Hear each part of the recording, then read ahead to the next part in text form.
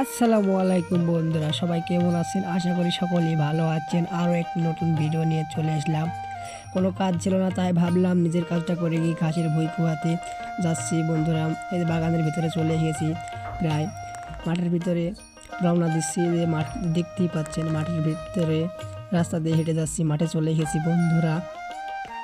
এই যে আমার ভুঁই সামনে দেখতেই পাচ্ছেন, আমি ভুঁইয়ের কাছে চলে গেছি এবং কোদালটা নামাচ্ছি। কোদাল নামানো হয়ে গেছে, এবার কাজ শুরু করে দেব বন্ধুরা।